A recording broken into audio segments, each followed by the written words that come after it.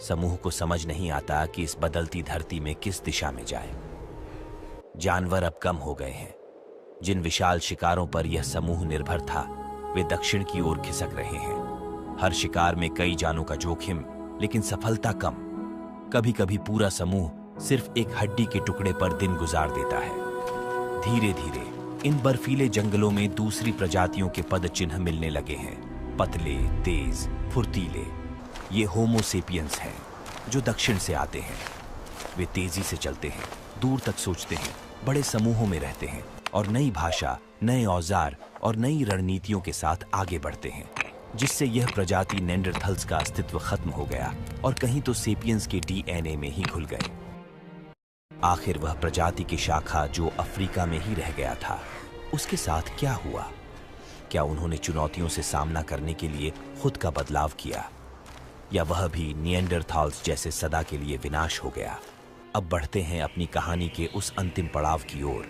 करीब आज से 3 लाख साल पहले अफ्रीका की धरती पर उदय हुआ एक नई प्रजाति होमो सेपियंस की, जहां इस प्रजाति ने खुद साबित कर दिया कि अगर जिंदा रहने की जिद हो दिल में, तो हर चुनौती को जीत में बदला जा सकता है। पूर्वी अफ्रीका के घास के मैदानों में एक बड़ा परिवार आगे बढ़ रहा है, मनु समूह। करीब 50 सदस्य, कुछ जवान, कुछ बूढ़े, कुछ छोटे बच्चे जो चीजों को आश्चर्य से देखते हैं, और कुछ स्त्रियां जो आने वाली पीढ़ियों को संभाल रही हैं। यह समूह ही उनकी दुनिया है, उनका घर, उनकी सुरक्षा, उनकी पहचान। मनु समूह एक नदी के किनारे पहुंचता है। बहता पानी, मछलियां, ऊपर उड़ते पक्षी और पेड़ों की छाया। वे थक चुके हैं, भटकना अब और नहीं। पहली बार वे निर्णय लेते हैं, यहीं रुकेंगे। बुजुर्ग अपनी भाषा में कहते हैं, जहां पानी है वहीं जीवन है। पुरुष लकड़ियां जमा करते हैं, महिलाएं घास तोड़ती हैं, युवा पत्थर लाकर जमीन समतल करते हैं।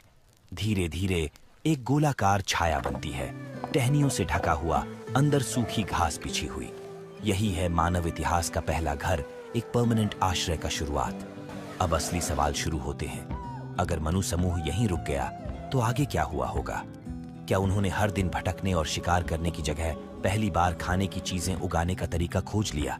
क्या सच में होमो सेपियंस ने इन छोटे टेम्पररी घरों से आगे बढ़कर पहले गांव बनाए और फिर पूरी सभ्यता की नींव रखी?